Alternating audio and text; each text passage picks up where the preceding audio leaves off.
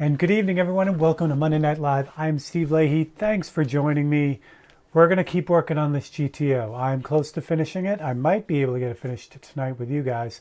The plan was to finish the headlights on time lapse, so you guys could see how the rest of that happened. But that didn't happen the way I planned. I just needed to get this painting done, so I ended up painting all through the week and all through the weekend. And what I decided to do was get the wheel, the chrome wheel, to the spot where we left off on the headlight. So that way you can see the second half of that process. So we started last week, it'll just be on the wheel instead of the headlight. So I thought that would be really good. Which brings me to my other point. It has been so crazy, there won't be a time-lapse video tomorrow. And there is a better than average chance that there won't be an open studio this Wednesday. I have 3 paintings that need to be done very quickly, and so that has taken up all my time. As a result, I also do not have any 543s for tonight as well. This doesn't mean someone's not going to win one. We're still going to give one away, but yeah, I don't have any new ones just because there was not enough time. So yeah, so the good news is we're going to get right to painting, and we're gonna get this thing done. So before I do that, though, huge thanks to Honey, Brian Moore, and Gary Shees. All gave super stickers last week. Super thanks. I guess they're stickers when it's live, but in any event, they are awesome. They rock. They took care of me last week, so I deeply appreciate that.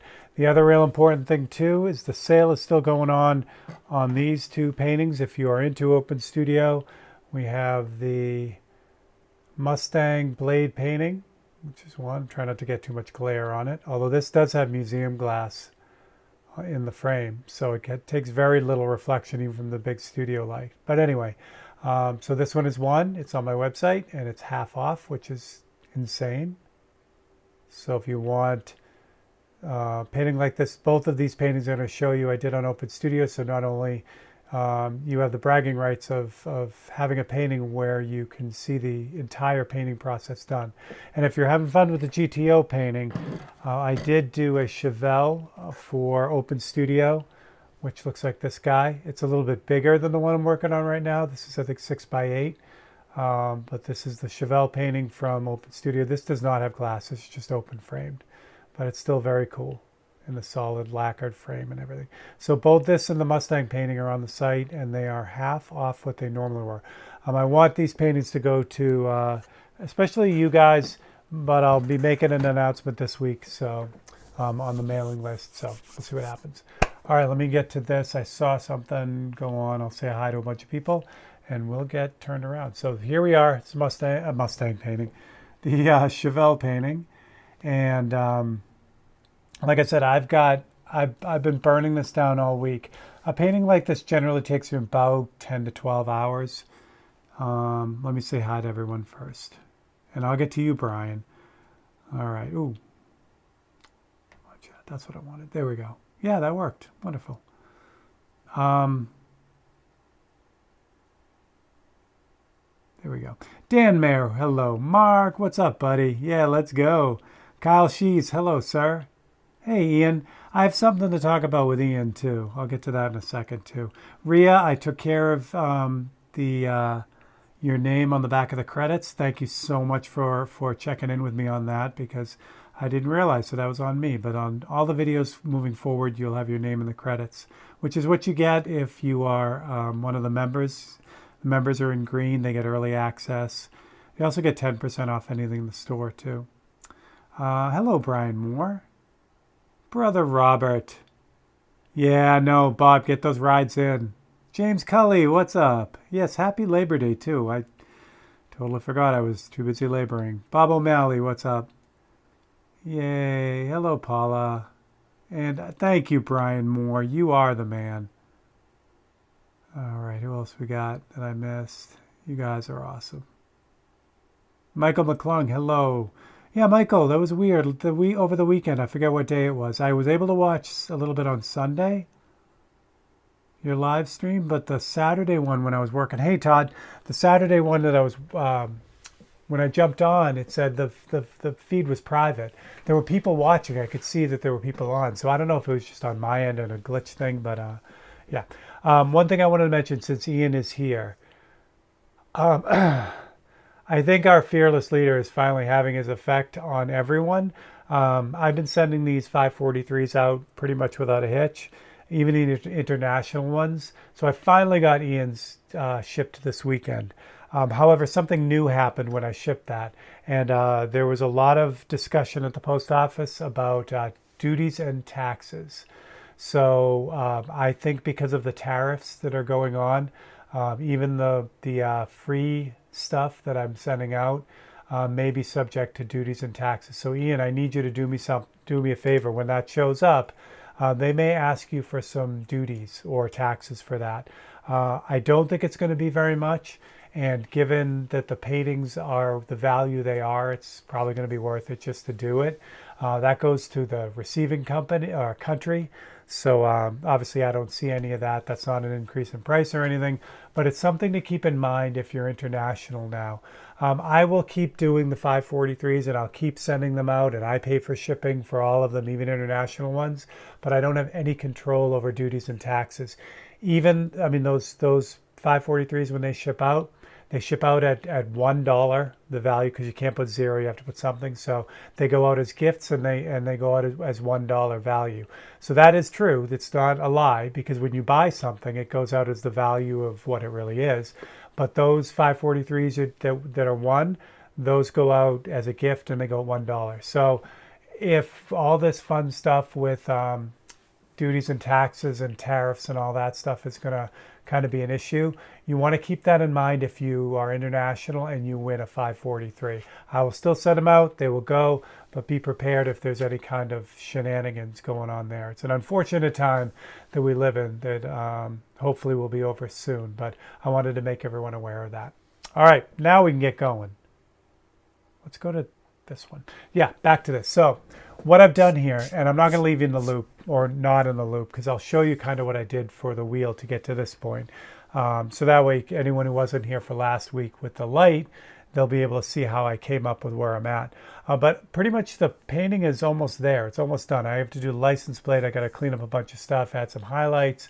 The interior up on top needs to be done. But basically, the bulk of this is pretty much finished. So we're going to work on the wheel tonight, and hopefully I'm going to finish the wheel. If I can finish the wheel, I'll knock out the interior tomorrow and do the license plate, and yeah, this will be good to go. So I'll try to keep an eye on pork ribs. Oh my God, that sounds so good. Honey, you are so sweet. Thank you. Fried chicken. I'm okay right now. My stomach's been doing crazy things the last bit, so food doesn't sound the same to me right now, which is good. Well, you guys are all talking about ribs and chicken. I'm gonna mute you for a second while I cough. There we go. All right, so let's take a look at this. So how did I get here? Let me jump to this so you can see the wheel. And I'll move this here. So here is the wheel. Get these lights a little closer so you can see, and we're just gonna burn this thing down. All right. So again, if you weren't here last week, I will show you how I got to this point. This is basically where we left the lights last week, except I started with some of the details. Yeah. Oh, I want this. Oh, come on, man. Hopefully that is still on there. Yeah. Okay. So what I did was I cut out templates, and so the first thing I did with the image was I did the black, and you'll notice that the wheel down the bottom is not lined up right. That is a continuation of where you remember how last week there was a part of it that wasn't lined up. Well, it went on. That problem went on. It's not a big deal. It was easy to fix, but that's why the wheel doesn't quite line up. But anyway, so I did the black first. It's not terribly common for me to do the black first. Usually I do lighter colors. But when I did the black on the wheel, I was also doing the black of the grill. So I kind of did everything at once. That's why that happened. And then the second thing I did, which is usually the first step, is I added the blue. So that's all the blue that's in the wheel. So that's basically the sky. And in this picture, you can really see how the wheel simply reflects the sky. It's everything underneath, everything looking up at the sky essentially is blue. So that's going to be more difficult to see when we're finished with the painting, but you can see it simply here. So that was the next step. Step number 3 was to get the grays in. And I picked one gray for the whole thing.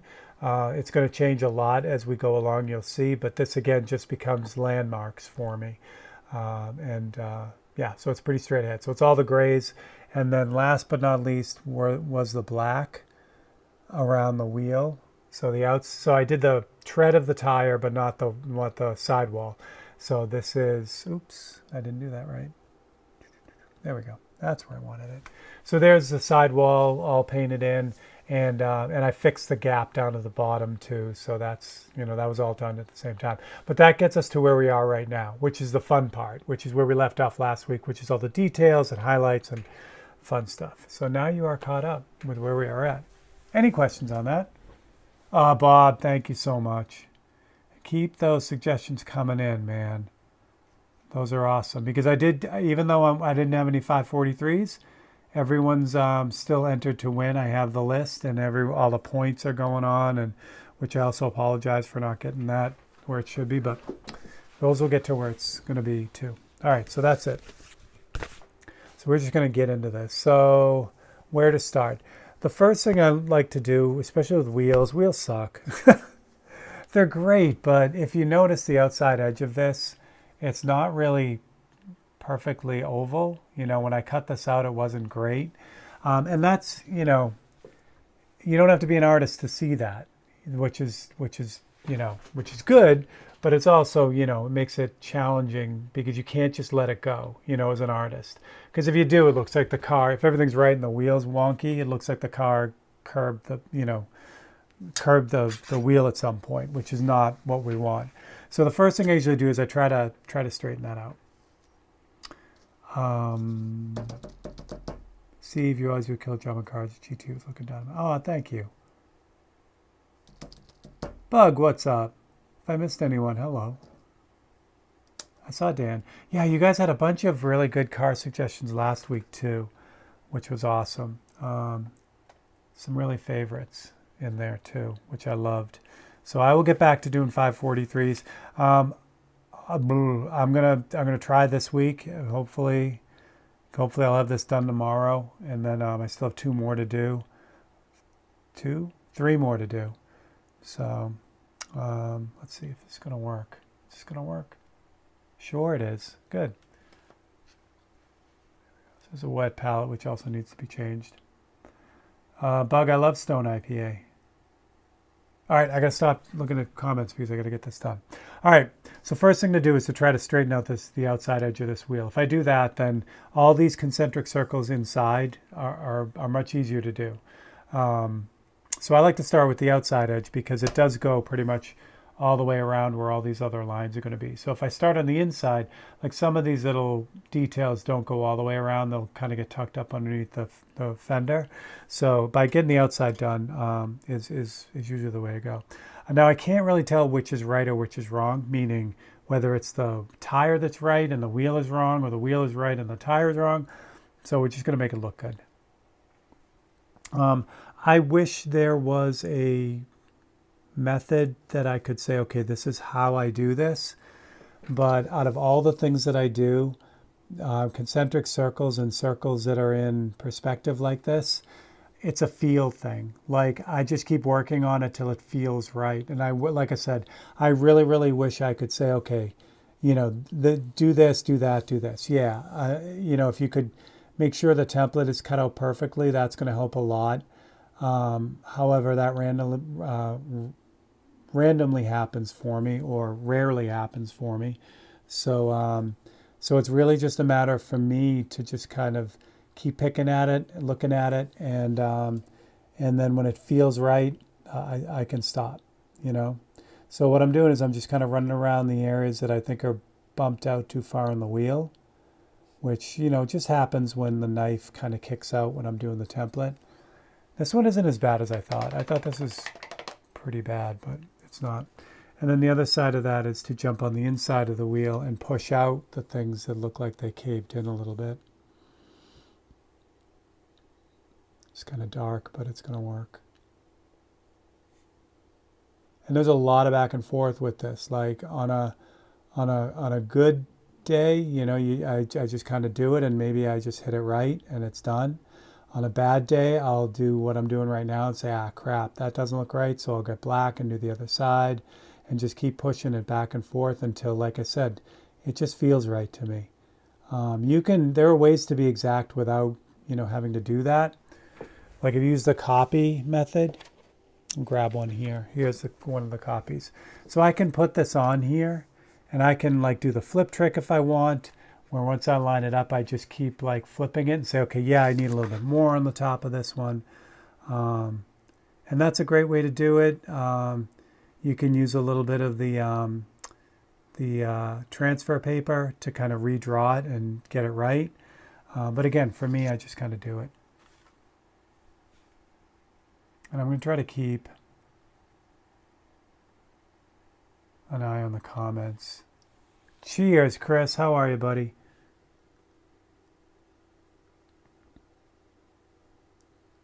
So again, so it's like I said, it's just a little bit of back and forth. And that's kind of how it goes.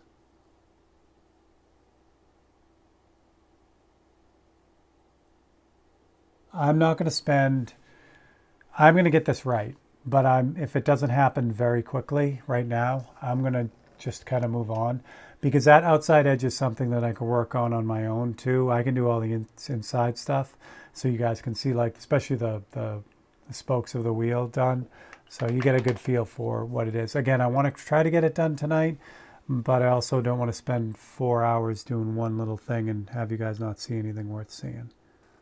It's coming together pretty quick though. I feel pretty good right now. What I'm doing is, again, it's just a feel thing. Like this part right here feels a little bit flat. So I'm going to just kind of gently nudge it out a little bit and then lean back and see how it looks.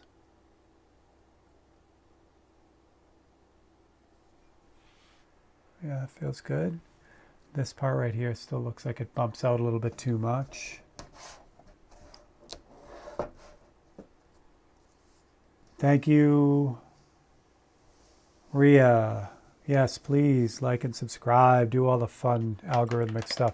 I was watching a video today about how in July YouTube changed its TOS, its terms of service, and aimed at some of the AI slop channels that are out there now. So you guys know, the influx of all this AI stuff. So there's multiple channels or many channels on YouTube that feature just AI generated garbage, and they're monetized. So they're they're sucking up all the algorithm type stuff, and they are making money. So YouTube really did a good job and changed their TOS so that it limits the amount of repetitive garbage that can be put up. They're not taking AI off their platform, which I don't think is a wrong idea. I think the AI tools can be a good thing if they're used the right way. And again, they're all set of tools. If it's human content, but they use whatever tools they need to do. This bottom section is now a little bit flat. I think that's a good thing, but to mass produce just video after video and just flood the algorithm with all these videos, and likewise people's experience with all these garbage videos, it absolutely kills someone like me, that has a small channel that has no push like that. So, I mean, again, I can't thank you guys enough. That's where you guys come in. Your interaction, your real human interaction, is what allows my channel to grow, and I thoroughly appreciate that. So, anyway, I don't know where I was going with that, but here we go. Ooh, I'm kind of happy with that. I'm gonna leave it there. Oh, Western Massacre is here. So in case anyone missed it last week, Western Massacre Lock Sport is really Cheese Grits and NyQuil. Changed his name because his channel, if you're not following him, is a lot of fun. He picks locks and has a bunch of stuff on, which is really cool. Mail time, and it's a lot of fun. So anyway, I think he changed his name earlier in the game so that it'd be easier to identify him for what he does. But yeah, check him out.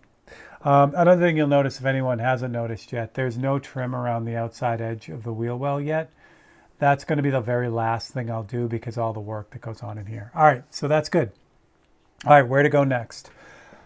Same thing. This whole mess here, all these little concentric circles, my brain is not prepared to do that yet.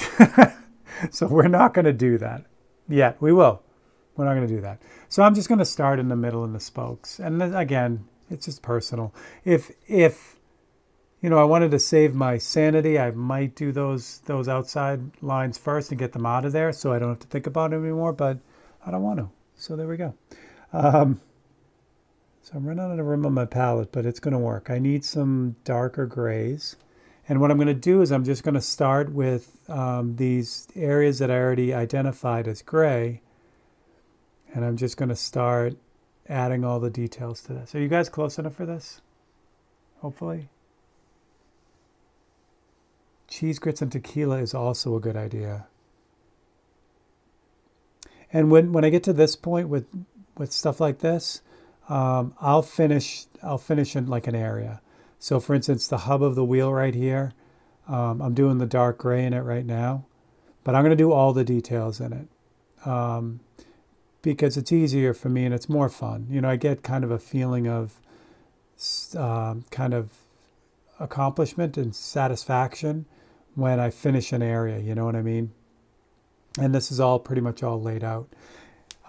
Doing this kind of like this underpainting, the blue, remember it's just blue, black, and gray that I did here, but yet that set up the whole thing for me. So now I know where everything is, and it's much easier for me to get the paint going. So I'm going to grab some white here. And happy September, everyone. Happy Labor Day if you're in the U.S., and if you're not in the U.S., happy Labor Day anyway. I didn't do anything Labor Day-ish today. I ended up, because again, I need to get this done. This was kind of a unexpected project, but also needs to be done. So I really wanted to get it done. So I was working on this all day. However, though, Friday night, we went to the Canfield Fair, which we usually do every year, but this year we decided to go at night, and we decided to go watch the Demolition Derby, which it is my first Demolition Derby, surprisingly enough. And it was a blast. It was completely crazy fun. I mean, I knew it was going to be fun, but it was really fun. So again, I've got the white here, and I've got, just like that the hub is pretty much done. Yes, so I'll let Cheese Grits talk about that. His channel is a lot of fun, and I don't want to spoil it. I'm going to move you guys out here because I'm going to move you guys closer with this guy, because you guys can be closer to this to get a better feel for what's going on.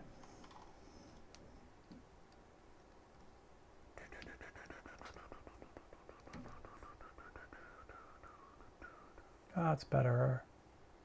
You can be at a little bit of an angle, but oh, maybe not. Maybe I can work that out. Can I work that out? Come on, man. There we go. That's what I wanted right there. Trust me, it'll be worth it.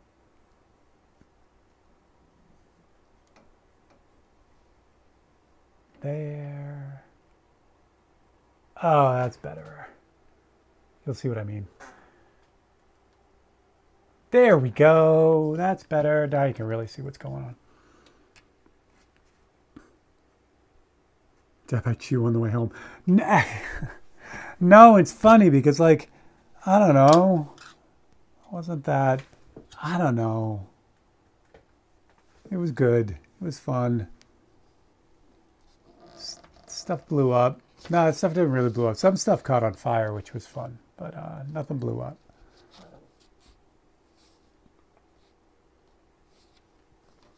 Yeah, every year. So the past 5 years I've been going since I moved here, and it's been like every time like we go to the fair, it's like, ah man, we should go to the demolition derby. But we get there at like 2 in the afternoon, and by that time all the tickets are sold out and stuff. So this year we're like, let's go to the demolition derby, and we'll just go and get the tickets early, and that's what we did, and it was good.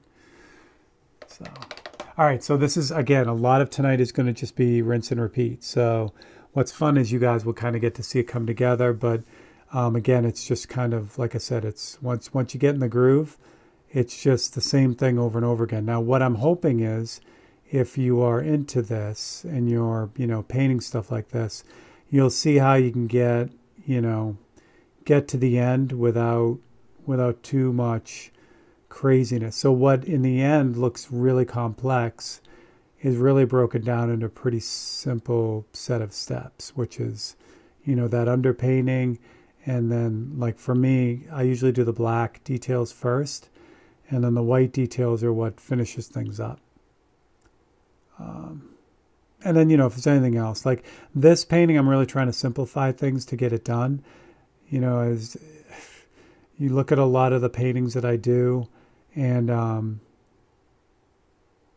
well, before, when we break for the giveaway, I'll go grab the Ford painting, the pickup truck painting, because that's the same size painting as this, but that I spent a lot of time on.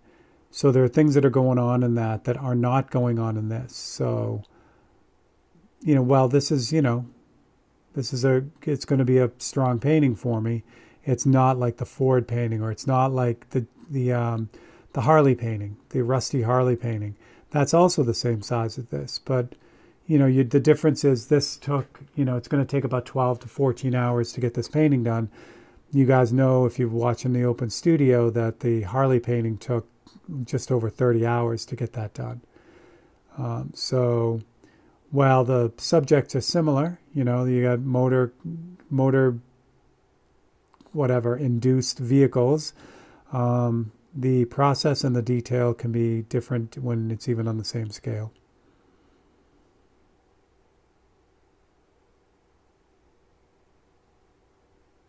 All right.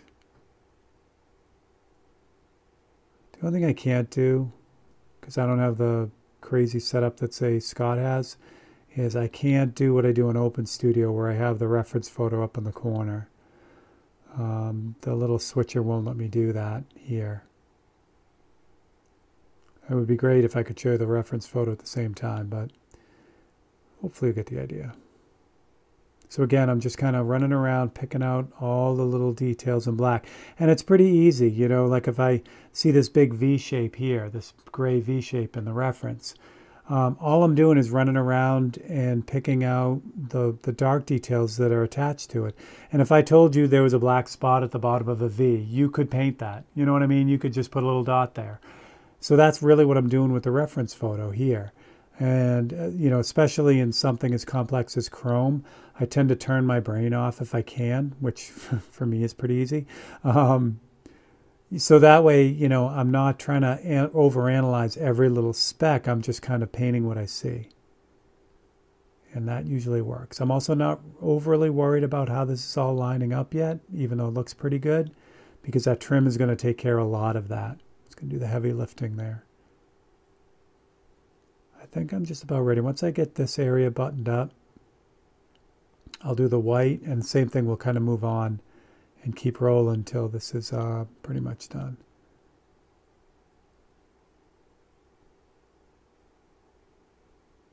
See if I can slide over for questions. London Pen, I know because you ship everywhere, and I know you just made an announcement too that you were discontinuing shipping to the U.S. until everything gets sorted out. But yeah, I just found out with one of the UK shipments that there may be customs duties and taxes on free stuff too, which is not good. So I'll say it to you, but you know, Sean, what's going on. I owe you a painting too, Sean. I'm going to send that out when you're ready. However, I don't know what's going to happen when it gets to you. So, meaning, you know, if even though it comes in as a gift, which it is, and it's listed as, you know, $1 value, I don't know if they're going to tag you on duties and taxes on whatever estimated value. If you missed it, I just grabbed a little bit of daylight blue. So what I'm doing is I'm kind of running around and putting in some of those sharper little blue details as well. And these are just things like, now that I'm getting dialed in, I'm starting to pick stuff up. There is even a little bit of airbrushing in here too, which I'll get to in a second. Let me actually do that now, because I'm thinking of it. Oh, this brush is not doing well. Let's try this brush. All right. We dropped all the tariffs. Oh, good. Okay.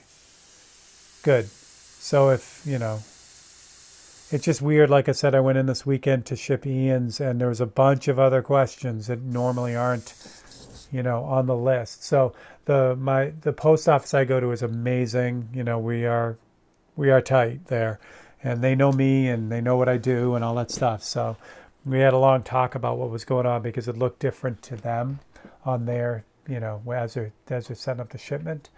So we'll see what happens. All right, so what I'm doing is I've got the Infinity here because my Micron B took a dive and I bent the needle. Actually, I didn't take a dive. I actually jabbed myself with it and bent the needle. So I got to fix that. But in the meantime, I'll use the Infinity to do this, which is fine. All right, so what I'm going to do is this the bottom edge of the V here has a little bit of shading on it. So I'm going to do that, and I'm going to use a little template for that because I want to.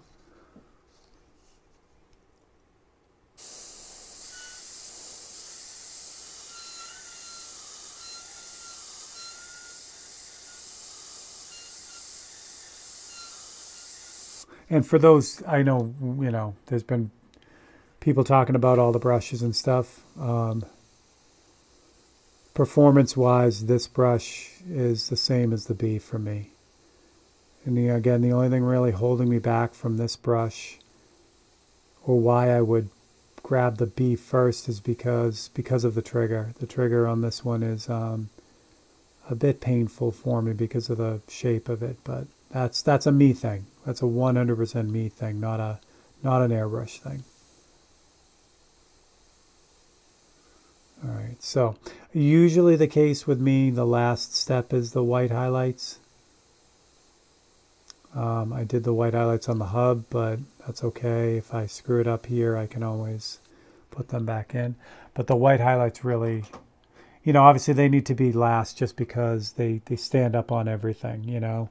If you put the white highlights in because you want to, and then you go do the black airbrushing, it's a real good chance that you'll dull out the highlights, which are not cool. So yeah, usually the white highlights are the last ones to go in for me.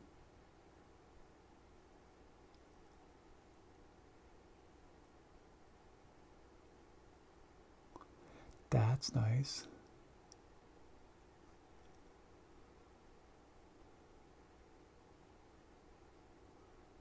And again, I figured what we'll do tonight is we will go as far as you guys want to.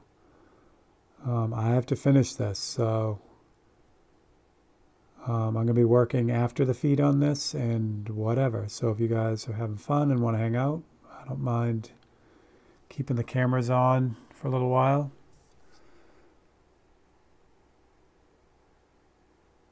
Seeing what happens, but there you go. So what I'm going to do real quick while you guys are hanging out, I'm going to jump back out to this camera. So it has an amazing effect if you look at the center of the wheel as you start to get those details in, which is really the finish of it. But it's amazing how much that underpainting starts the job for you and gets a lot done, and then really from there it's just the details. So, all right, rinse and repeat, baby. Any questions that I'm missing? I know, Sean, this whole thing, it's supposed to be like, oh, our fearless leader is, you know, going to make us all a ton of money here in the US, but it's like killing all of the small businesses. And without getting too political, I don't think he really cares. See what needle nozzle size infinity? That, Rhea, that's an excellent question. I mean, I'm out of the gate assuming it's a 0.2, but I could be wrong. It feels like a 0.2.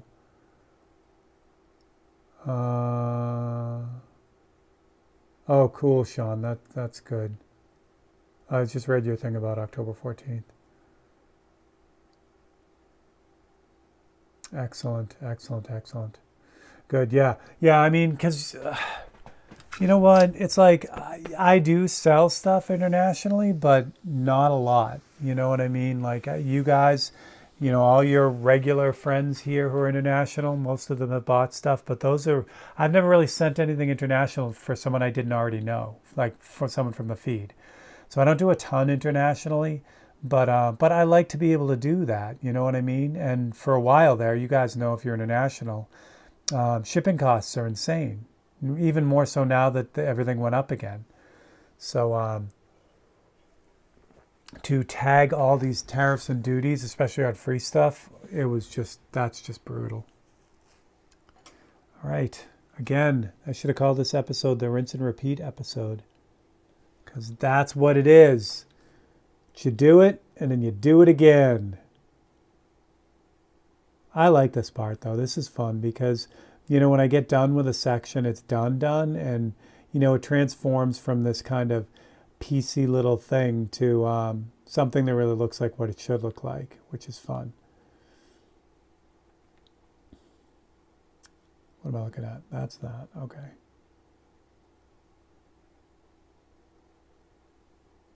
And again, a lot of it is turning your brain off. You know, you try not to get too into like what you're looking at, and just kind of paint what you see.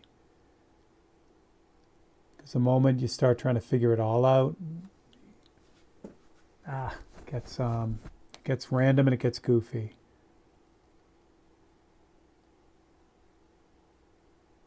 Especially with, like, you know, complex chrome, like the wheel here has a lot of stuff going on in it. Headlights are a good place to start, you know, and chrome trim is a good place to start because they're usually a little bit more simple in the way that they're broken down. Where wheels usually have a lot of compound and convex curves, and they're reflecting everything. And, you know, especially if you're, you know, like using, like this guy, he didn't have anyone parked next to him, but if there was a car next to him, all the, you know, the wheel or the wheel would have picked up everything that was next to him too. And that gets fun because, like in this case, I've eliminated the background, which is what I do on paintings I want to keep a little bit more simplified. And if you do that, you do have to kind of pay attention to the chrome because you got to take out the other things that are reflecting in that chrome. You know, I don't want like a reflection of a guy or a reflection of another car in this thing. In this thing too, this little white line right here is really the yellow line in the parking lot, so I don't want that. JC, that last painting you did came out amazing. You guys make me want to oil paint again, and I did start buying some. Like I started with white and black because I haven't oil painted since college. But it's one of those things that, like, you know, it's like the modeling thing. I didn't see Patty here, but, oh, maybe Patty is here. I just saw, hi, Patty. That Model Monday thing, I want to get back to scale modeling so bad because it was so much fun for me as a kid. And now I have all these cool airbrush and paintbrush stuff to add to that, but there's just no time. And that's not good. I want to have time for stuff for me. All right, so there we go. So we take out that thing. And since I'm looking, I want to make sure I take out any other yellow lines, which I don't see any, which is good. Oh, I should have left that. Okay. I did put a big scratch in this painting. I don't know if you can see it right down here. I literally just went to go grab the painting and I scratched the whole thing right across. It should be okay. It should pretty much be covered by the end of it, but in case it isn't. do some extra work on it.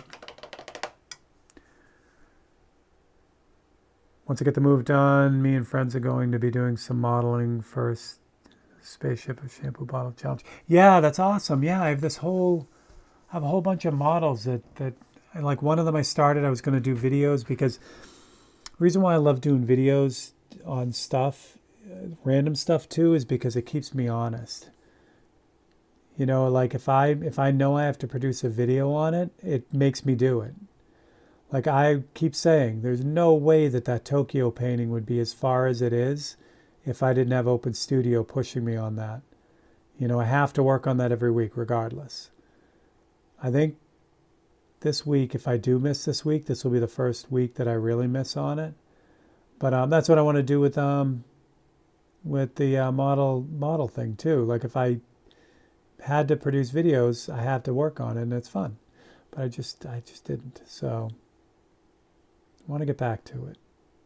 Oh, I did that wrong. But that's okay.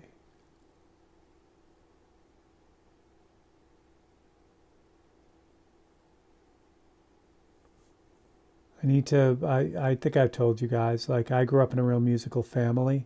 So I've been playing drums longer than I've been airbrushing. I airbrush better than I play drums. Let's make no mistake about that. I'm just a hobby drummer. But I haven't played in a long time, and that's not good.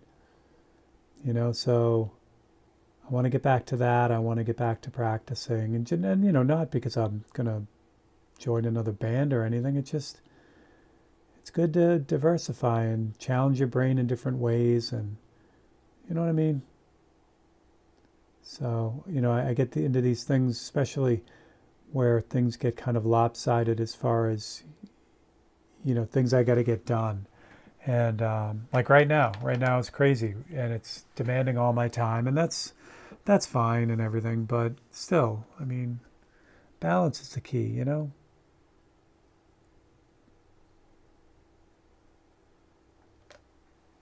I miss New and Tech Tuesdays, even though that was a lot of work.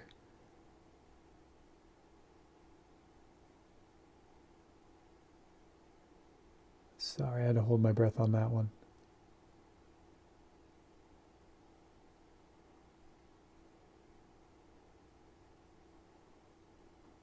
I missed a lot of the back and forth last week about white and having white work for you. Um, I only caught the end of it when you guys are talking about illustration white. Um, I'm a big fan of the opaque white. I just think it works better than any white they've ever produced. I like it because I can reduce it and still use it. It's not like when I reduce it, it gets really wonky. However, if you're looking to get tiny, super crazy detail with it, and this goes through with the black as well, 40/50 is your friend. Because what you can do is you can add 40/50 and reducer to the black and the white. It helps it spray, but just keep in mind it makes it more transparent. So if you're trying to do details, it's not like you can like do a super razor sharp black line. You know what I mean? It won't give you that. It'll let you do a super razor sharp line, but it's going to be a light gray and you have to go over it. You know what I mean? So, so yeah. So I missed most of that conversation, but it was a good one. You guys had a lot going on with that. What else we got? Hold your breath. Yeah, it's sometimes pretty common for me. You know, it's fun to do those open studios with the Tokyo painting, since a lot of that painting is hold your breath, but I can't because I'm trying to, you know, talk about what's going on. But yeah, I do a lot. I do a lot of tongue sticking out too. I do a lot of that, which is fun. You notice I was working on the top part of this, which is now off camera, and then I bumped down to this one. It's random. I don't, you know, it is what it is. I don't really have a plan. I just kind of do what I want to do. Keeps my brain engaged, which is nice. All right, so same deal here. So I did the black details. I did do the white details first, but just because there's only a little bit of airbrushing, and I'm going to shield off the white area that I already did, this bottom edge that I had to hold my breath on. So I'm going to block that off just to kind of get the fade in on the bottom of this.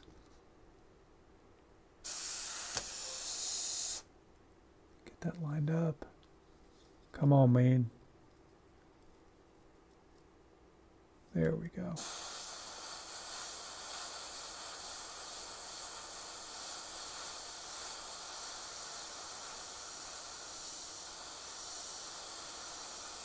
This is a fun trick too, and I think I might have shown you guys this on not Open Studio, but a Tech Tuesday. So when I'm doing what I just did, so I had to do that little tiny thing, and I had to be real accurate with that. What I'll often do is I'll use two hands with the airbrush. So I'll try to do this sideways so you can see it. So either I'll kind of cup my fingers on my other fingers like this, so that way, well, if you can see it, turn it this way. So that way what's really going on is this hand is just controlling the trigger and then keeping the airbrush basically steady. My left hand is moving it very slightly back and forth. So I'm spreading out all the movement between two hands, especially my left hand, because that way my right hand only has to worry about the trigger, and then I can just gently nudge my left hand and it'll push my hand around. And when you do that, it's not only is it nice because you have another set of small accurate muscles, or in this case tendons, moving the airbrush, but I have both my hands on the surface. I got both of them mounted down here so that airbrush isn't moving at all if I'm not moving it for itself. If I try to hang my hand above and do that, it's going to be a mess. So both hands on the surface. These three fingers are kind of like, and it depends. Like I'll grab the airbrush sometimes. I'll grab my thumb. It doesn't really matter. These fingers down here, whatever's most comfortable for you, you'll just kind of get a feel for it. And then you could just kind of, pinch your fingers, and that'll move the airbrush very slightly. And you get some extremely accurate, non-shaky type stuff. Because again, if you just freehand, if you just have your hand above, you're relying on all the muscles and tendons down here, the big muscles, to hold your hand still while you're doing this. And then you got to like move your fingers on top of that. It's nearly impossible. You know what I mean? There's just too much going on. So if you eliminate all that by just, like I said, locking your fingers down and then just using small muscle, or small really tendons, because there's no muscles in your hand, to do the work, it'll really, let you do that stuff. So again, I showed you that because when you're up close like this, you can't necessarily see me doing that. And it looks like, oh, your hands are so steady, but it's really not. I'll see if I can, I don't know if you can see it from this angle. Let's see if I can do this. No, you'd have to see it from over here. But again, this is a close up. The airbrush is really close to the surface. My finger just kind of like grabs something or mounts something, like my thumb. And then I can just kind of tweak my finger back and forth. It's my left hand doing the moving right now, not the right hand. And then that way I can keep it really steady and really small and tight. You also notice my pinky is extended. Something I picked up just from, I write the same way. So both pinkies are out and they're on the surface. So they've already made contact with the surface. So that lets me just kind of keep everything really, really steady and tight. So there's your tip of the day right there. JC, how's the H&S growing on your high-legged trigger? So I love the airbrush. I don't like the trigger. I think it was David Naylor who did the whole hot glue trick on it. I'm going to try that. It's just the grip on it. I know why they did it, but I have a heavy hand, so I tend to end up with a well, you can't see it now because I haven't been airbrushing with it, but I end up with a diamond-shaped pattern in my index finger because I'm pushing down too hard and it hurts. So that's my only gripe with it. The other thing I don't like about it too, and I know why they do it, and I have to take this off and see if this isn't screwed down all the way, but that's a whole other story. But anyway, these cups are interchangeable, which sounds like a really great idea. I've never liked interchangeable cups because, if you can see it, I'll focus here. To do that, can I do this? Yeah, sort of. the throat of the airbrush, where the reservoir where the paint goes in, gets really, really thin, really small, because it has to pass through this, universal mount here. So when you do that, it makes these brushes harder to clean out in between, as opposed to, like, if you look at the Micron, which you might be able to see if I can angle it right. I don't know. But anyway, the bottom of that cup is pretty much wide open because it's a slot. It's this whole section of the airbrush. So this brush is really easy to clean out really quickly. So I would, if it was me, I would have had the that infinity be just a flat up detail brush and nothing else. So that way it would have had a slightly larger mounted cup on it, and it would have been good to go. So those are my only real. Then both of those are personal preference. Those have nothing to do with the performance of the brush. The performance of the brush, like I said, it's equal to the B. Like it works great. It's amazing. Yeah, and I had the same problem with the Microns too. The new Microns, I don't have an old one here. Do I have an old one here? My old ones are on the other bench. But anyway, the new Microns have this square trigger, which I don't like at all. Because when I airbrush, I'm coming at it from this back angle, from this back side. So that little corner right there digs into my hand. So I like the old round ones better. I know you can swap them out, but again, minor stuff. Anyway, let's get back to it. Yeah, Brian, I think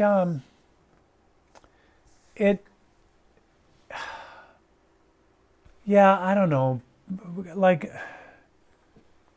I keep saying, like if you can afford it, do it, or if you can put aside the money for it or whatever, or justify it, you'll never regret it. However, it does set up a whole other thing. Like I used my SB, my regular SB, for years and years. I mean, I did get the Micron pretty early, but I didn't use it that much because I was afraid of it, because I thought when I got it, I could not afford to maintain it. It was like, having a $50,000 a year job and then buying a Ferrari and have to leave it in the garage because you don't want to, pay the insurance on it. So I get it. But the quality of the brushes now, like I said, like the HPC or the HPB, standard HPB or C, they're so good. You don't necessarily have to run out and feel like I need a Micron or else I'm not an airbrusher, or I need a infinity or I'm not an airbrusher. It's not like that. I mean, yeah, get a good quality brush, but I wouldn't worry about it too much. Steve, what about putting your tape on there? Would it level that out? Yeah, Michael, I used to do that a lot. I know I have one here. Ow. I just stabbed myself in the face with the airbrush. All right, come on, where is one? Show me. Really? I don't have one anywhere? It's a trick I used to do all the time. Now I won't be able to find one. Oh, yeah, I think I do have one. I do. All right, so this is my Mike Learn Mojo airbrush. You guys are way too close. Which Mike does a little bit of stuff to his. So he takes this, it has a rounded trigger kind of, and then he just grinds it off. So I take it one step further and I put a piece of like 100 grit wet and dry sandpaper on it, and there's a little bit of adhesive on the back, and that's I was doing that with all the brushes before. So I could do that, and that would take out the adhesive, or that would take out the prickliness of the H&S, I suppose. But I just haven't thought of it. I haven't thought of doing it. But thanks for the reminder. Maybe I will now. I should do that on the Microns too, but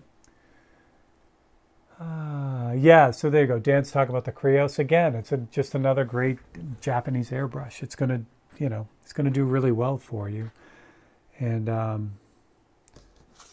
it's not gonna break the bank, And again, Krios is now. I think Krios. I know you can get them at Spray Gunner. But they also have all the parts. That's the big thing. You know, I see all these posts by everyone who buys, you know, cheap airbrushes, the $1.50 airbrushes, and then can't find parts for them, you know.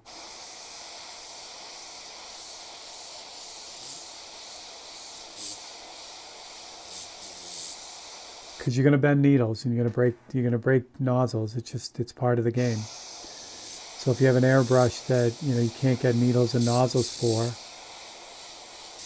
you just have to be ready to, you know, just suck it up and buy a new airbrush every time something goes wrong with it.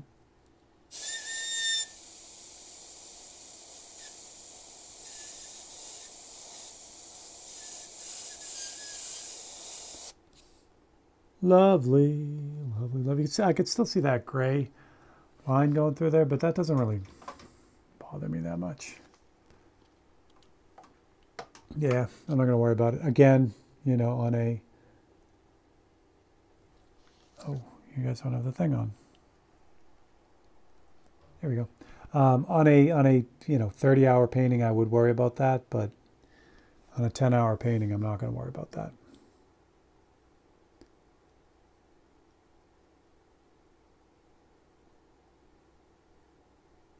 We'll just kind of incorporate it into the details. It'll be something else.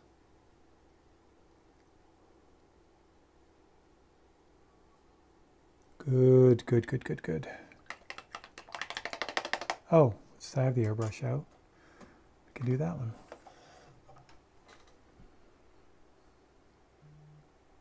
Yeah, I agree with that 100%, JC. Astral, what's up, buddy? You're not late. You're right on time.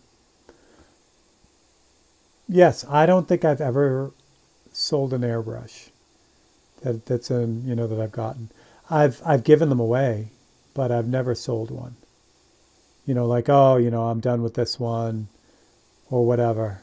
You know, even if they're crappy, even if they don't work for me, I still have them.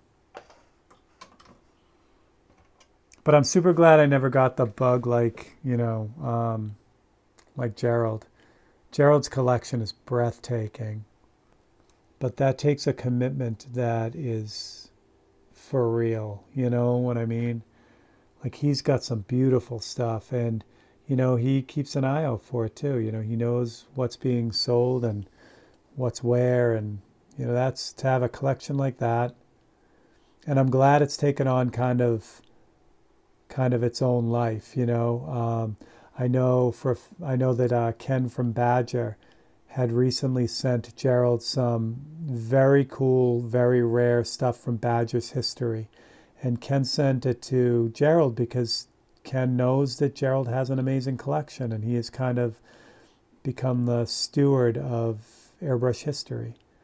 So it's very cool for Ken, and also very cool for us because Gerald regularly shows off that collection. So am I working off the page? I am. You guys can yell at me. But I'm glad, super glad I'm not, you know, like, I must collect airbrushes, because that's a whole other thing.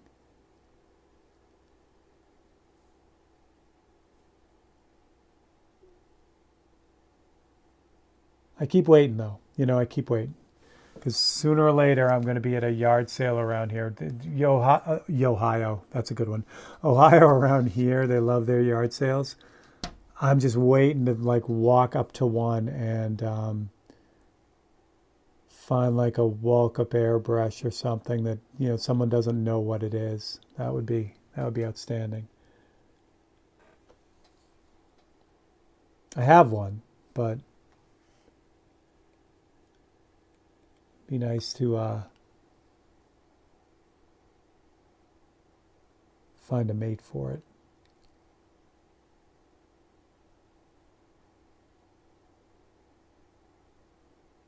I'm getting close. I'm getting close. Maybe some concentric circles. I know.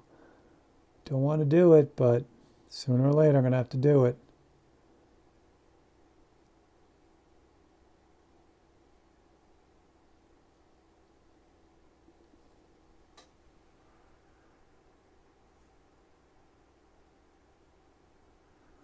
Talk about gifts. I saw the side feed Dread gifted on his giveaway, and thanks to him, I was able to know what side feeds are all about. Oh, JC, that's awesome. Yeah, Dread's got a great collection too. Rob, over there.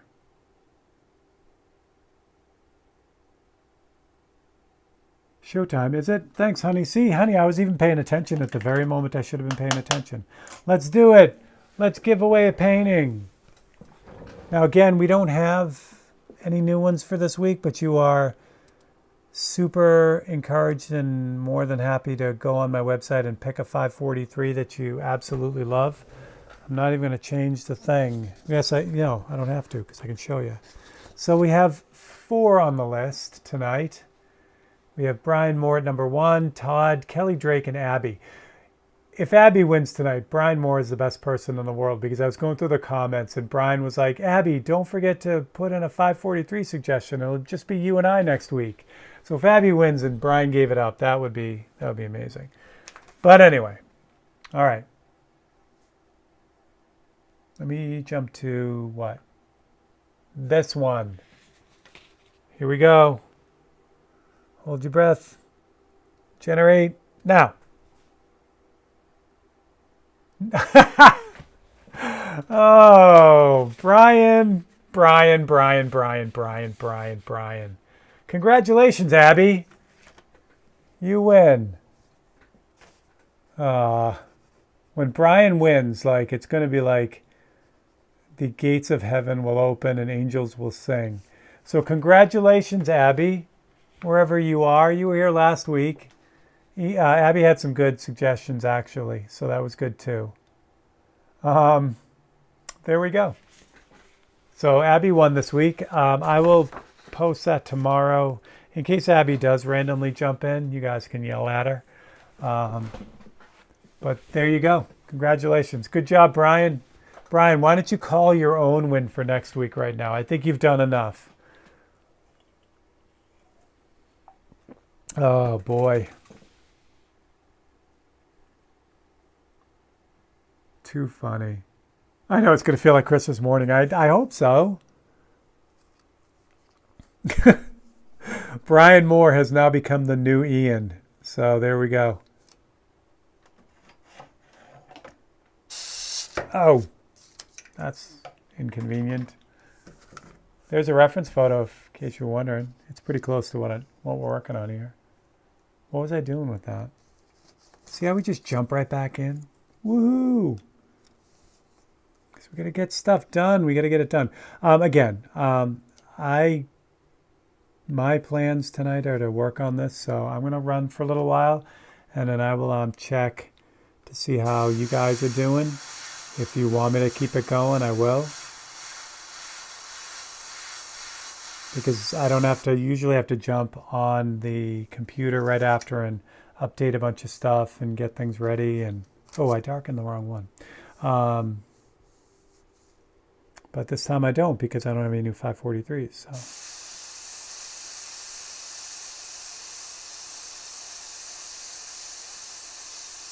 So. Now, if you really want to help a brother out, someone can go on and pick up one of those paintings or both of those paintings that are on sale right now. That would be lovely.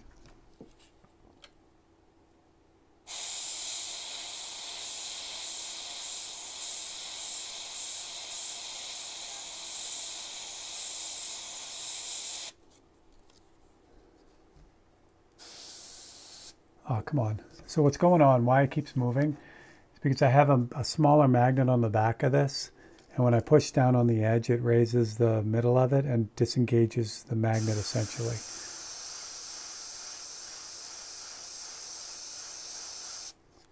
There we go.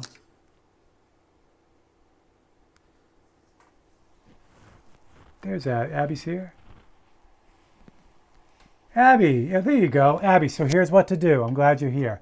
So Abby, send me a message on my website. So go to the website and send me a message. It goes right to me, so you don't have to worry about, whatever. And what I need you to do is pick out one of the 543s on my website, and then in that message also give me your shipping address, and I will ship out your painting. That's all you got to do. Super easy. And also thank Brian. Okay. That's good. That's good. That one I got to get right there. See, that one has no airbrushing on it. Do do do do do do do do do. That's, I should cut that piece out, but I don't have time for that, so I'm not gonna. I'm gonna use my. This Nail Master shield is amazing. If you guys get a chance to, I think they still sell it. It's the NM1. It was originally, again, made by Andrea Mistretta, who is a great artist. But they adapted her, one of her templates to do fingernails. But it's like an incredible size for small stuff. So I use mine all the time.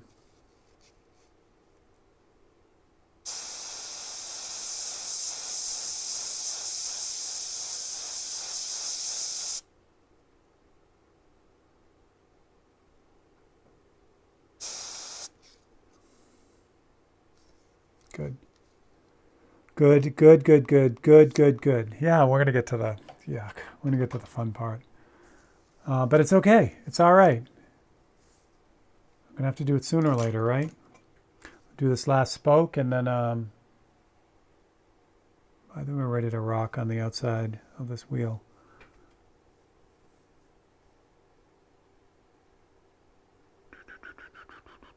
Ryan, what's up, buddy? I see you there.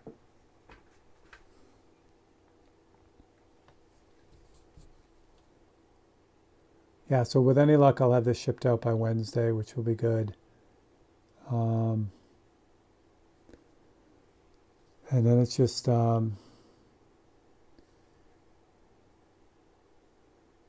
have one more that has to be finished fast, like within a couple of weeks.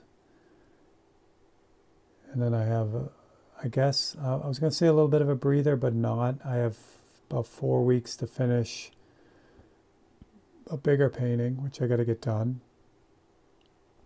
And then if you guys are, I know I pretty much locked down all the commissions. Like I'm not really taking any commissions, but once November gets here, I should be back in for new commissions if it's something you guys are interested in. I got one project to do in November, which will be fun. My cousin has a hockey mask that he wants me to paint, and he'd asked me to do it before on a different mask, and it just never happened. So I want to get that done for him. I think there's a brake caliper there.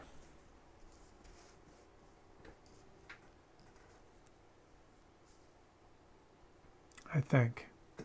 We're going to do it anyway because I want to put it there. I just feel like it should be there. I could be wrong, but whatever. There's something red there anyway, but I don't know if it's a reflection on the brake rotor of another car next to it, but there isn't any other red on the chrome, so I'm assuming it's part of this car, but now it's there, so too bad. All right, where am I at? I want to do this thing here. That's mostly airbrushing, and then we just get into the, get into the bits. My favorite part. Not really, though.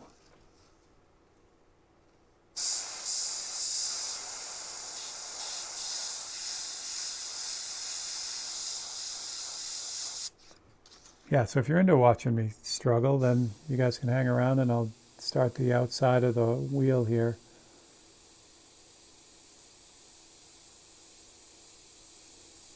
There we go. That's good. Because, yeah.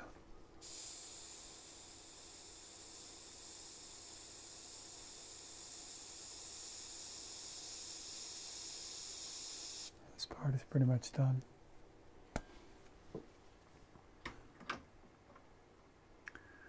Framing work in November, I got to do that too, yeah. And you know what, the the Tokyo painting is, I'm guessing, what do we got?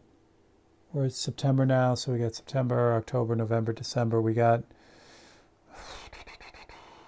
yeah, that's a good chance that the Tokyo painting will be finished this year, which means I really got to get on getting the frame for that. Speaking of framing, because that's, it's got to be special. That's got to be some sort of Japanese hardwood. I'm still leaning towards like a Japanese maple for that, because I'm having a difficult time finding anything more exotic. Obviously, Japan is limited in their wood selection because of the size of the island. They have very specific hardwoods, and some of their hardwoods are extremely expensive. So we have to try to work that out. All right, it is concentric circle time, which is fun. So what I'm doing here, all right, so the first thing, which you guys can't see, is the highlight right here. Basically, what I got to do is I've got some of them kind of put in with the template that I used, but I have to do two things. I have to keep an eye on this, even no matter where I am. I have to keep an eye on the inside track, and I have to keep an eye on the outside track. The trap is you get into doing these concentric circles, and you're working with the inside track, and you're just kind of mimicking it all the way across, and then when you get to the outside track, it's not aligned. So what you got to do is you got to kind of play the game of keeping this one, going in the right direction, but also kind of keeping an eye on this outside so that they kind of match. And it's kind of a back and forth between the two. There are some things to do, like, I'm going to cut out a template for this top section that has nothing on it, which let's do that now so we can kind of lock this thing down. We'll get it done. It's just, like I said, this is unusually tedious, but the good news is I'll back you guys out a little bit. The spokes of the wheels are pretty much done, so that's ready to go. And even at this point, without the details along here, that has really, come together pretty well. So I'm happy with that. So let's do some cutting. I don't have to do much because I've already got some in here, but we gonna do it. This Wednesday coming up, what time is the unveiling? No, sorry, JC. Are you talking to me? I hope you're talking to me. Oh. I was sending a piece to Tim on Wednesday. Oh, that's cool, Astral. No, that's going to be cool. Are you going to be sending it on Wednesday? Because from where you're at, it's probably going to take... Well, I've sent stuff to England that's taken 4 weeks to get to the recipient. So that's mostly because it sat in London for 3.5 weeks. But oh, that's cool, though, Astral. It's very cool of you. All right, so we are going to cut out some stuff. I'll show you what we're going to cut out. So again, I got to make sense of this. So see all these, again, that's why concentric circles are fun. They're really tight together. They're really hard to cut out cleanly. So again, it's more of an indication thing for me. So I'm mostly concentrating up here because these are the ones I want to get. And I'm concentrating on the darker areas, like especially this big guy right here in the middle. He's going to be a good one to set up. Again, I do the best I can, but I know I'm going to have to make adjustments to this because it's, the contrast is very tight. They're really close in contrast. Oh, and Mike's still here. Mike, I missed Lisa's birthday, so wish her a happy birthday for me. Lisa is Mike's wonderful wife. All right, and I'm going to hit this outside one too. So by doing this, like there's an inside one between these two, but there's no way I can cut out all three. It would just fall apart. So I'm going to cut out the outside one. And then I'll be able to fill the gaps and do the adjustments and all that fun stuff between the two.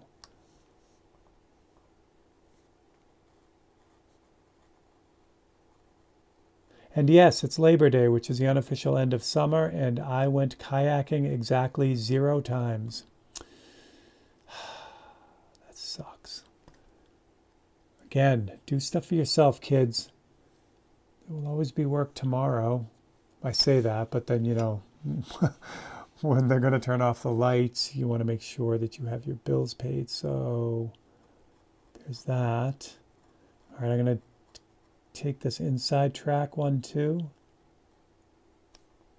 Again, because it's, you know, it's far enough away from the other ones, but it'll still set up a lot of the stuff that I'm looking at.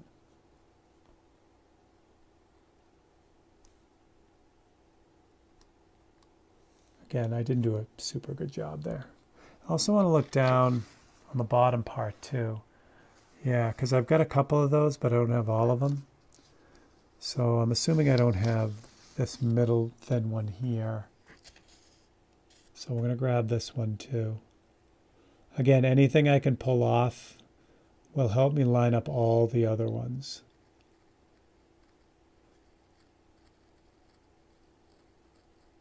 I probably cut that off up there.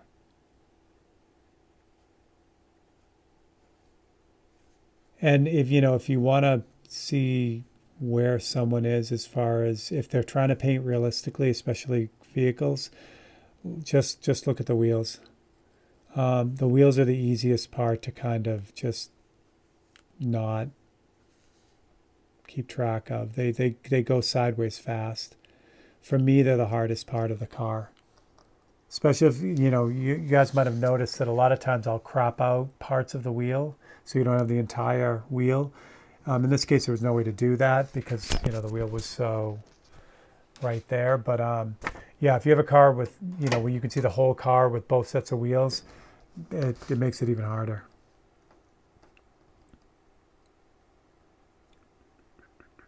What do we got? Gary, what's up? Good evening, Gary. I know, JC. It's no one's fault but my own. No one's fault but mine.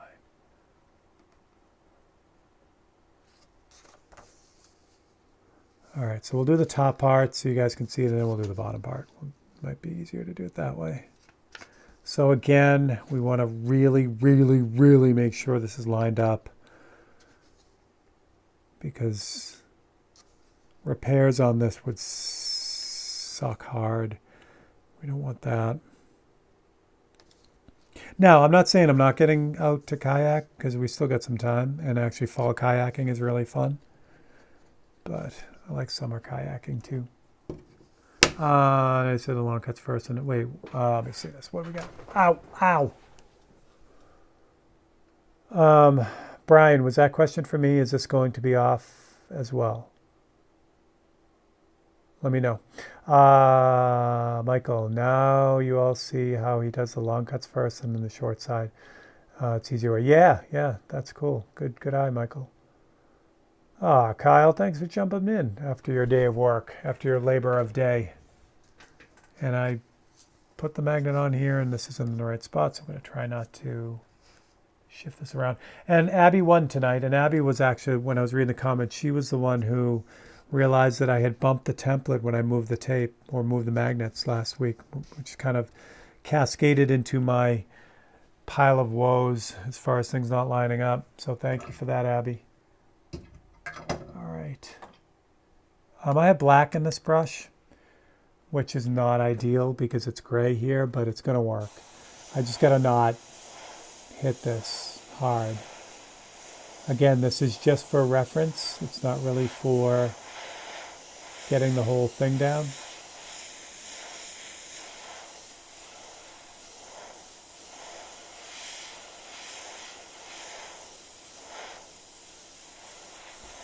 That should be good. Plus, with these long, thin cuts that are right next to one another, I only maybe get to go over this once or twice, and then the template starts getting all screwed up. So, but there you go. So now I've got a bunch of them in there. That's going to help out a lot. How about that big one? Maybe. What could go wrong? Exactly. What could go wrong? Well, hold my beer, as they say. There we go. Like, what do I do with the reference? What is going on with the reference? Can you get both? Probably not. It's about as good as I can do with that. Well, we'll see how that works. Yeah, all right, we'll go with that.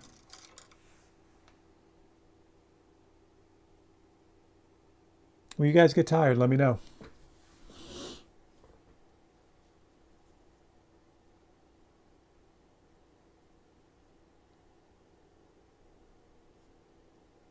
That airbrush trick that I showed you also works with paintbrushes. So if there's a detail that I have to do, can't see it, but I can brace my left hand on my right hand and help kind of move everything along. Kind of a neat trick. The idea is to just slow down the input of those bigger muscle groups, that are around your wrist and forearms and stuff that are trying to make things shake, You can also see why it was important to clean up that outside edge first. So now as I back up against that outside rim should be right if things went well. It's not quite right because I can see it, that I've got this template, like this bumps out a little bit too much here. But those are minor adjustments at this point.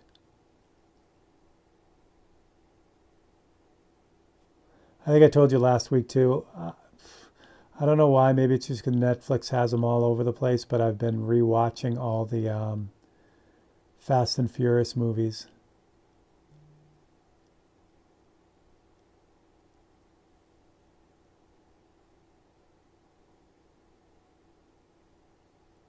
A lot of nice cars get wrecked in that movie, or all those movies. Astral, yeah, this is, and what's funny is this is a just a straight up zero. I don't know if you can see it. Yeah, it's just a straight up Winsor Newton zero. So usually the go-to brush for me is a double zero, but like I keep saying, I jump back and forth between the double zeros and the zeros all the time. It's just whatever particular thing is going on. I especially like the bigger brushes when it's a little bit drier out because they tend to stay a little bit wetter, which is nice. They don't tend to dry out as fast because they have a bigger belly. But the points on them, I can do the same job with both. Like if they said, oh, we're never making another double zero again, yeah, it wouldn't be good, but I would be able to get by with a zero. The triple zero, I haven't tried one in a while. I should buy one to see what's up with that. But I think, Michael, you were using a triple zero, right? What were your reactions to that? What were your thoughts on that? Because what happens for me when it gets too small, when the brush gets too small, the paint dries out too fast in it. And then even if it has an amazing point, I have a hard time, keeping it flowing. You know what I mean? I got to airbrush this first, so I don't want to do the highlight that's in here, this little bright highlight that's right here. So I'm going to airbrush that first. But before I do that, I'm going to finish these other circles. Brian. I know, Brian. I wish I was closer and I wish I still taught.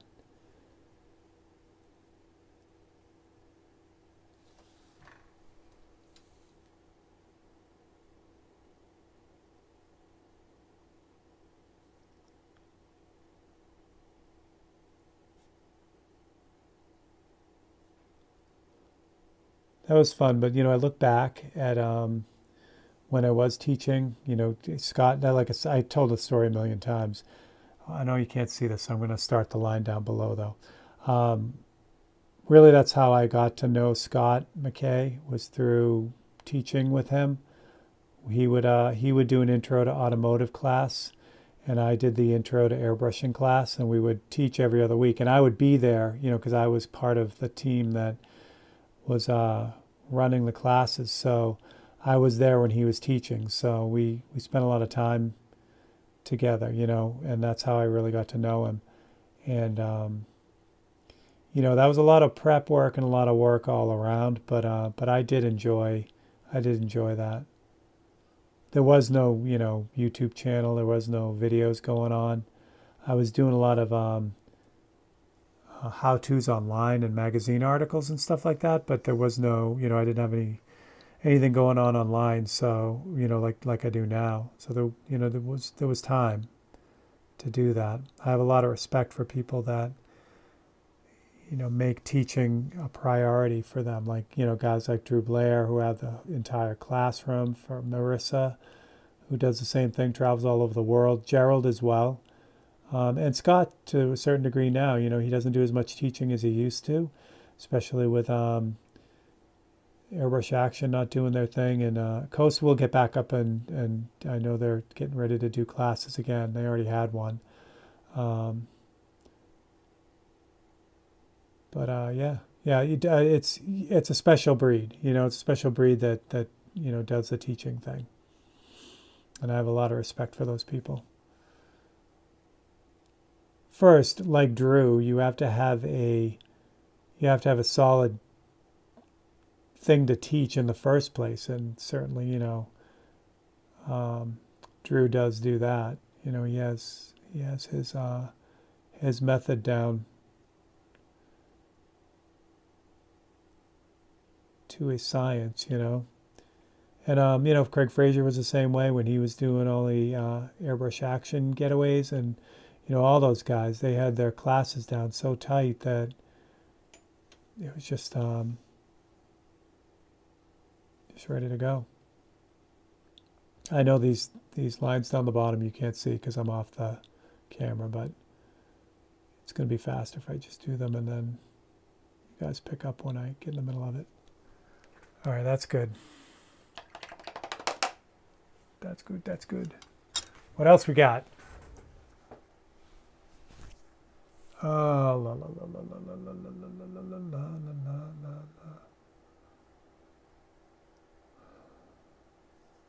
Yeah, Brian's in Central Ohio. I'm in Northeast Ohio, so I'm a good distance away from him. Yeah, there you go, JC. Yeah, so Tim has got his Zoom class down. So if you like Tim's style and what Tim is teaching, again, it's the whole thing. Like, you gotta really like what the person is doing too, and know that you can apply what they're teaching to what you want to do. And if that's all a go, then yeah. But I know Tim has spent a lot of time perfecting his Zoom classes. So Tim's been doing that for a while. He might have been doing that during COVID. Someone can check me on that. I don't know, but yeah, I know Tim does a lot of his mentoring and all that on online, which is pretty cool. We are going to finish this tonight. What do you think of that? Let's get the darker airbrushing done, then the lighter areas. I still got to do the bottom. I should probably do that right now. Move this down so you guys can see it. Good. And then, there is this whole new crop of, I saw a post on one of the airbrush forums of like, who should I watch? Whose YouTube channel should I watch? And I was pleasantly surprised that a majority of them were artists that one I've never heard of before, and mostly because the reason why I haven't heard of them is because they're what do you call it? Tabletop gaming painters. They paint miniature figures. So again, the technique is universal. If you learn how to paint miniatures, you could probably paint anything. The same thing, if you learned how to paint T-shirts in the 80s with Terry Hill, or 90s with Terry Hill, you could turn around and do just about anything because his teaching method was so good and his basics were so good. So it was neat to see like this whole new, it wasn't just like, automotive guys. You know what I mean? Now it's all tabletop 3D printed stuff. These are all the new airbrushes, and that's awesome. All right, to this bottom section here, and you might not be able to see the reference now because I got to tilt it, but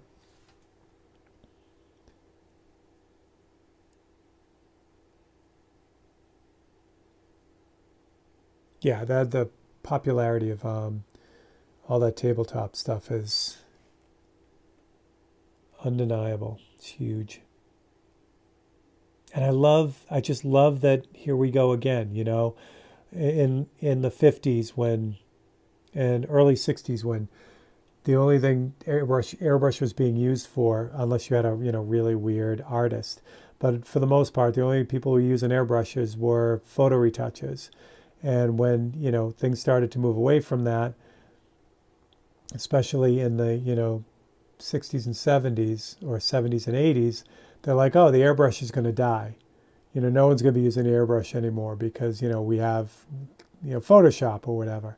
And then along comes t-shirts, you know, like the t-shirts have always been a thing, you know, in the 70s, but in the 80s and 90s, t-shirt airbrushing became extremely huge. And so airbrush, you know, kept going on. And then scale modeling too. You know, in the 60s and 70s, especially 70s and 80s, scale modelers were buying a lot of the airbrushes. They were driving the industry. And then in the 90s, you know, you get guys like Craig Fraser who came along, who made custom painting like this phenomenon, you know, and now everyone who's buying airbrushes was like painting motorcycles. And so now, you know, in 2020, we have this brand new breed of people, and they're all, you know, painting tabletop gaming stuff, and the airbrush continues on.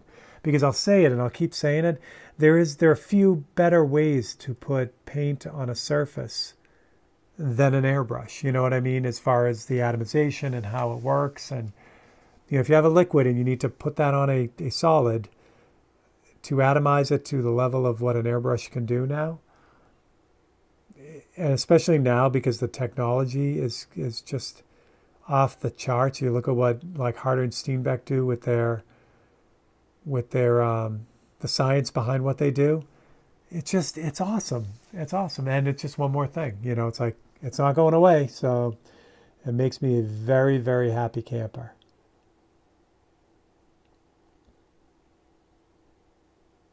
So you can insert your airbrush comment love there.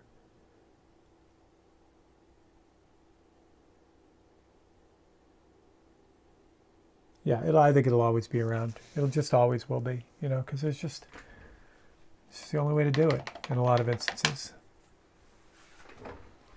What else we got? Yeah, exactly, Ryan. So that was another thing with like that template I just showed you. Andrea went nuts, and then, you know, airbrushing on food has always been a thing, quietly in the background. Makeup, the boom in makeup airbrushing, you know, was gigantic. It's just a really, really efficient way to put a liquid on a surface. You know what I mean? Spray tanning. When I was working at Bear Air, they sold more airbrushes to spray tanning companies than anyone. And then someone somewhere along the line redesigned or made this makeup too. There are these like little airbrushy things, plastic things. So people weren't buying legitimate airbrushes anymore. They were buying these little, I call them toys, but I don't know. So that kind of, you know, diverted the beauty industry away from traditional airbrushes into their own weird little things. But that's a whole other story. All right, let's get some black on this highlights, and then we're done. Oh well, you and I are done. I'm going to do the interior tomorrow. All right, so I'm going to start on the top. Again, I need a template, but for this one, because I want a little bit of control, I'm going to put a magnet on the template just to make sure that I don't get, you know, any overspray on the car. Wait, where's Abby? I'm airbrushing a Ninja H2R model while watching that. That's awesome, Abby. Abby, I had a moment when I saw you for the first time logging on. I have a niece named Abby, And I was waiting patiently to see if you were that niece, but I know that niece also does not airbrush, so there you go. I'm glad you're here. It's awesome. Is this going to work, or do I have to find another one? I think I have to find another one. Oh, well, let's see. Who's going to work for me? The big old bird. Yeah, figures. Radu, you're the man. Radu Vero comes in with the win. The big old bird template. Here we go. Again, jumbo magnets because it is what it is. Let's see what we can do here.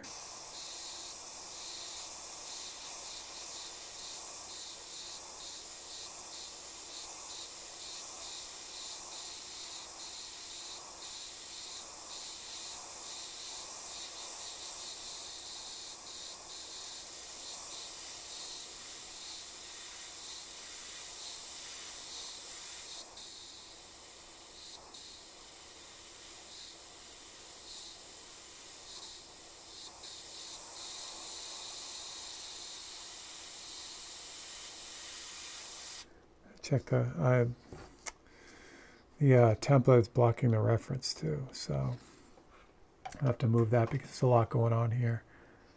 All right. You guys aren't going to see this because you're super close. Do I want to move you back? Yep, I do. Just because now we're done with the crazy details except for the highlights.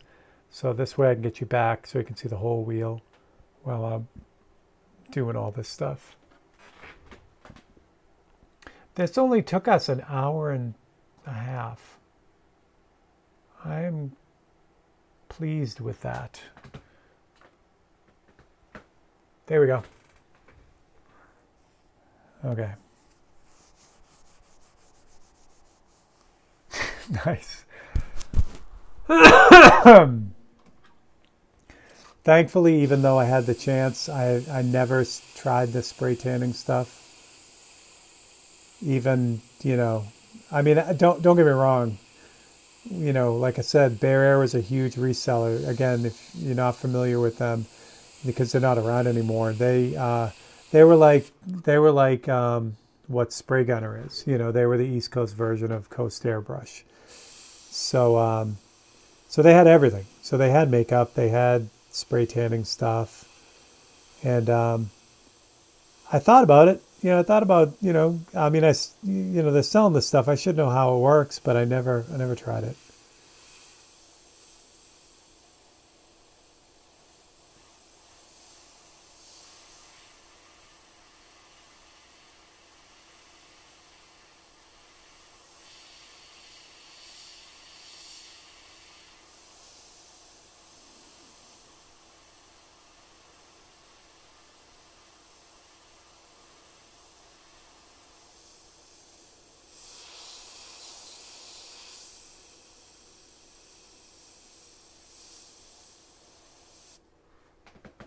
Stunning.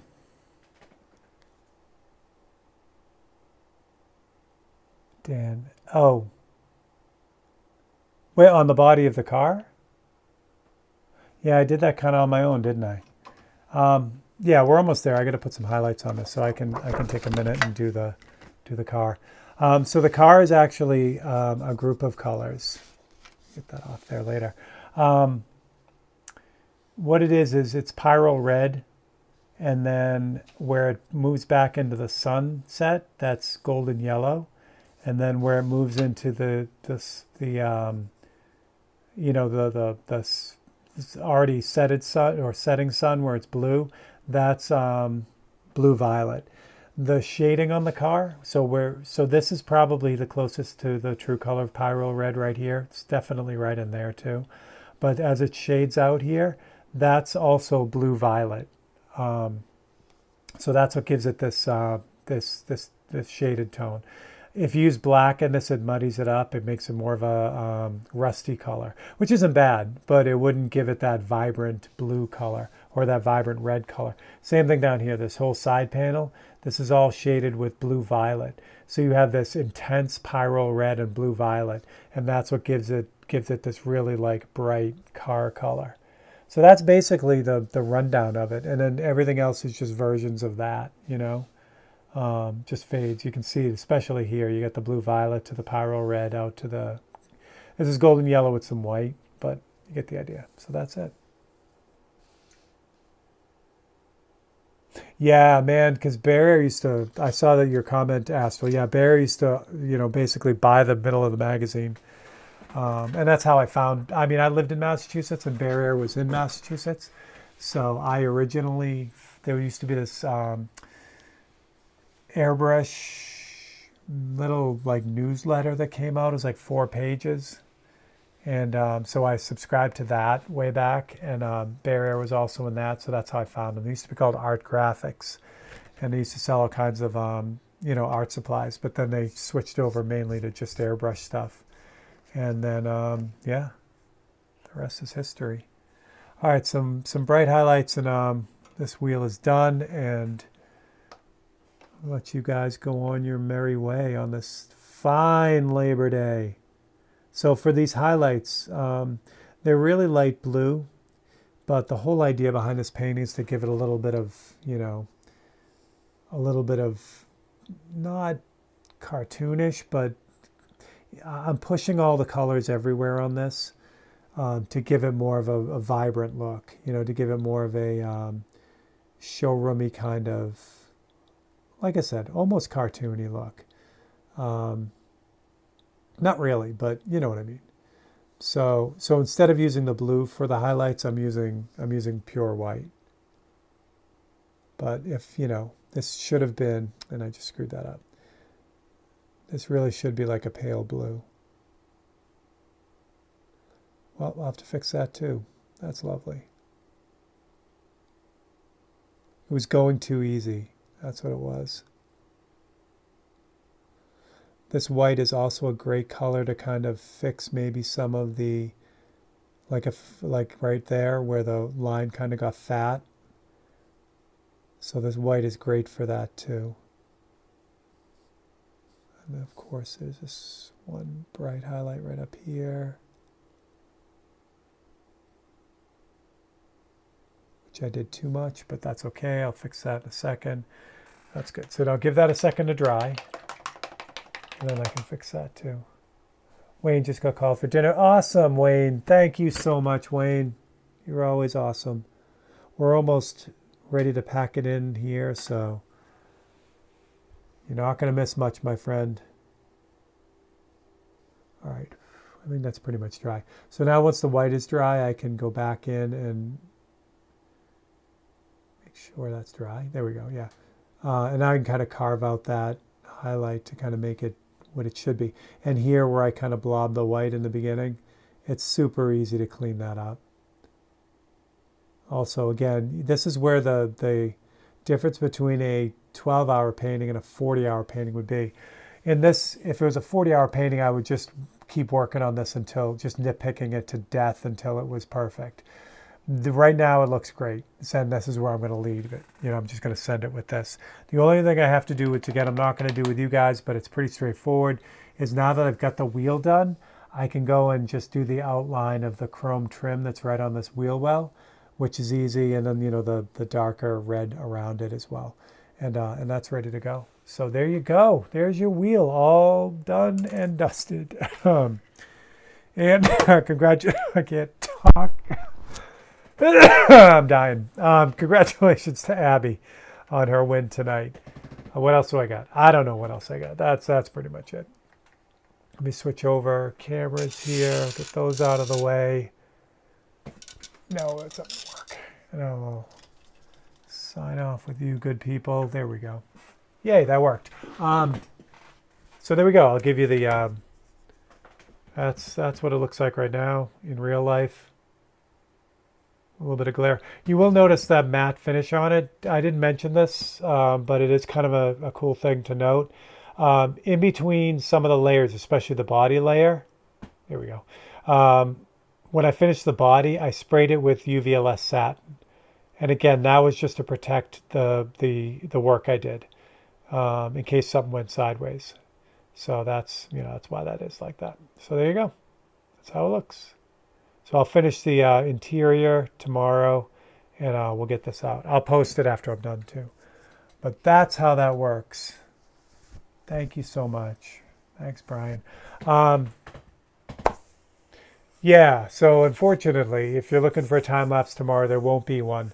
I will definitely get back on track for next week for a time lapse, as well as, I'm going to try to do a 543 for you guys. Things, once this is done and out, I should be back on track, which schedule-wise. So even though I got a bunch of stuff coming up, this one was a wild card in the middle of it, which is why everything got thrown off. But I should be back on.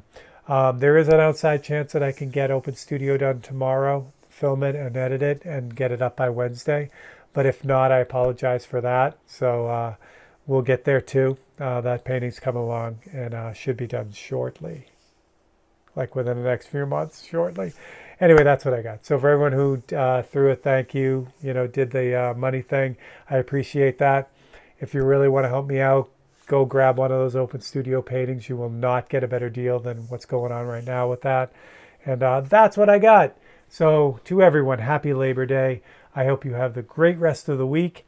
And I will catch you guys on Monday. Have a good one. Where's that button? I don't know. I really don't know where that button is. This one.